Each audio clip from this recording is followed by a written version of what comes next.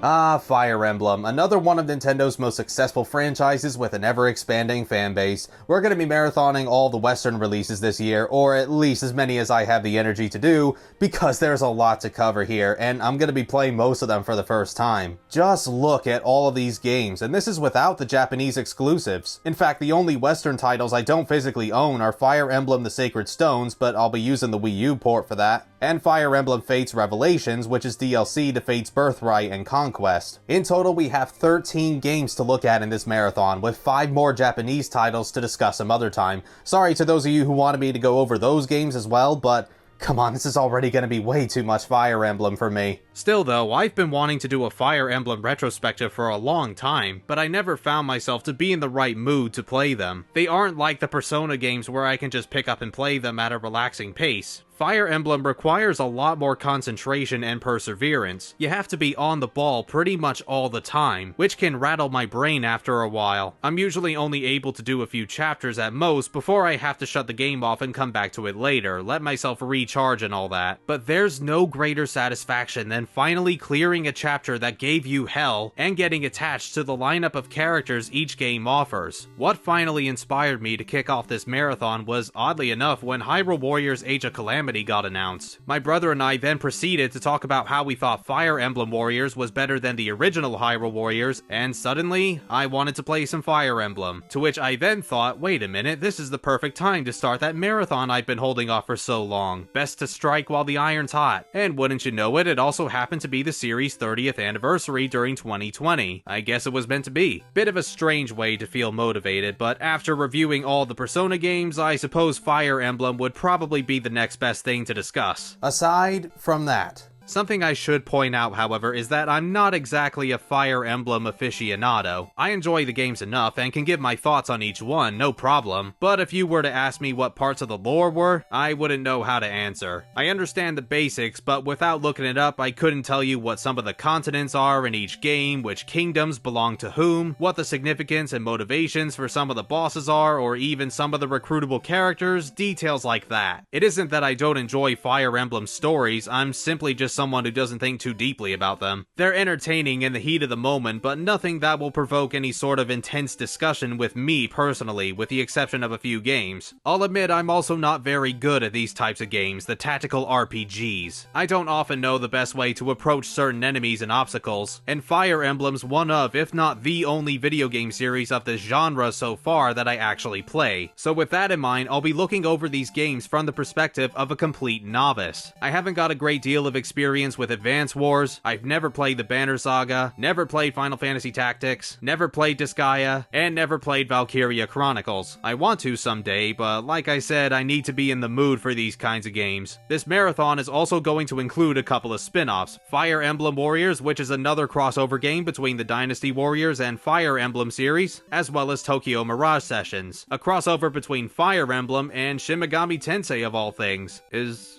that why you guys wanted me to look at it when I asked if it should be in the marathon? You know, I've reviewed other games, maybe go check those out too? Oh, who am I kidding? I've already set myself up as the Persona guy. In case if you're wondering why I'm not putting Fire Emblem Heroes on the list, it's because there's really not much to talk about. It's a mobile game where you participate in missions by spending in-game currency that replenishes over real time or by paying microtransactions. You can send out protagonists from various Fire Emblem titles to battle, though the difficulty is far too easy even for someone of my skills, and I don't like that unlocking the heroes is completely random and how that also uses in-game currency that you can once again purchase more of by spending actual money. There you go, that's my review. The Fire Emblem series was created by Intelligent Systems, who actually started off by porting the Mario Bros. Arcade game to the NES in 1983. They then assisted with some more arcade-style games like Duck Hunt and Wrecking Crew, and even helped out with the original Metroid, but they didn't start getting their foot in the door until arguably the Japanese exclusive Famicom Wars in 1988. This was the descendant to what would eventually become Intelligent Systems' Advance Wars series, which carried a more anime aesthetic, as well as cute computer designs for each unit, and international releases, making them more popular. I recall going through some of Advance Wars 2 Black Hole Rising for the Game Boy Advance, but I unfortunately don't have a lot of memories with it, though I definitely remember getting Dual Strike as a birthday present and playing the hell out of it. That was until I got to one particular chapter that for over 15 years I wasn't able to beat, but of course, while getting this B footage, I finally managed to do it, but normally I am so bad at Advance Wars. I guarantee that if I ever do a marathon of it, it'd probably be done by 2035, despite there only being 4 games. I also did try out Days of Ruin, or Dark Conflict as Europeans know it, but for some reason I didn't get that far with it. Might have still been pretty sour about Dual Strike at the time. I couldn't tell you for sure. Why exactly did the Advance Wars series just stop being developed after this one? Advance Wars isn't the only juggernaut that Intelligent Systems has up their sleeves, however. They're also responsible for the excellent WarioWare series, and of course the 2 fantastic Paper Mario games. They did the Pushmo/Pull Blocks games as well, but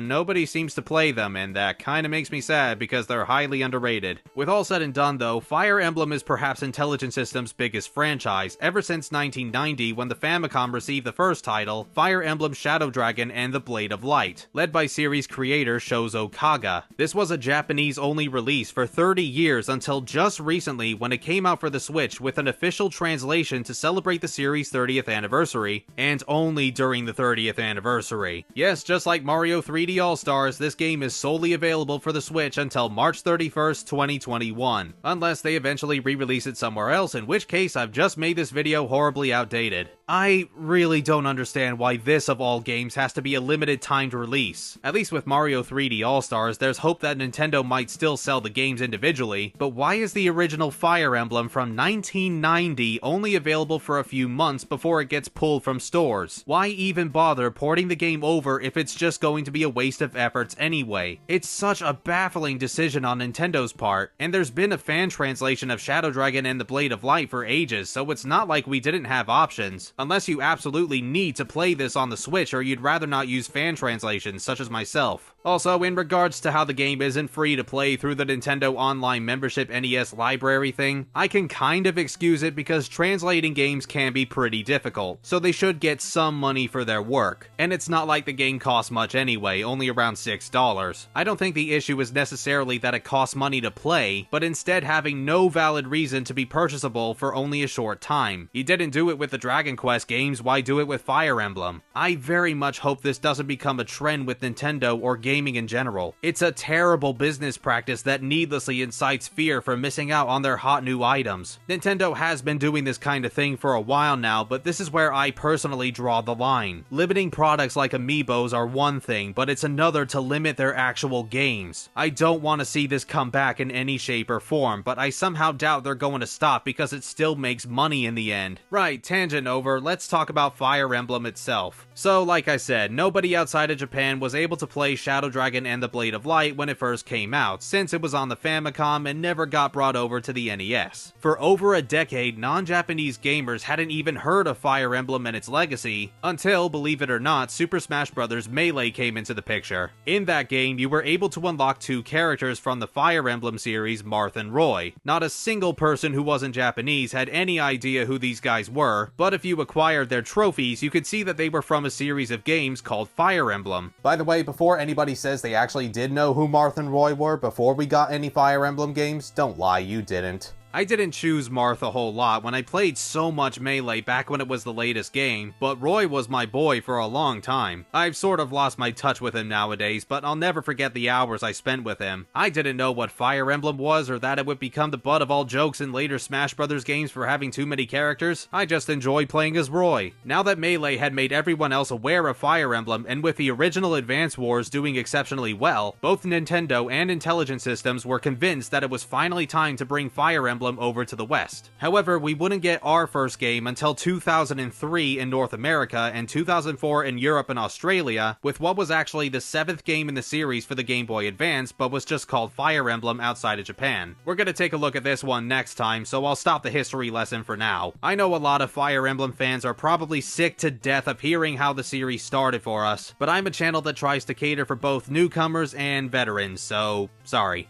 Until the release of Shadow Dragon and the Blade of Light, we also didn't get to see Marth's beginnings officially localized until the DS remake came out in 2009, simply named Fire Emblem Shadow Dragon, which we'll go further into later in this video. Roy's game, on the other hand, yeah, as of now we still haven't seen an official translation, nothing to do but continue waiting. I imagine some of you are probably thinking that if I'm doing a Western retrospective of Fire Emblem, I should have talked about the Game Boy Advance game first, since the Famicom original only just arrived to the West a couple months ago at this time, but come on, we gotta talk about the one that started it all. Damn, how long has it been since I reviewed a game from this era? So what's the story of the original Fire Emblem? A long time ago, the Döler Empire had invaded the continent of Arcania, spreading chaos across the land. The leader of the Döler Empire is the Shadow Dragon Medeus, who was defeated by a young man from the Kingdom of Altea named Henri, and his Blade of Light known as the Falchion, or is it Falchion? How do you pronounce that? I hear Chrom say Falchion in Warriors, but that somehow doesn't sound right. Anyway, Arcania had seen peace once again, and Henri was crowned the first king of Altea, but now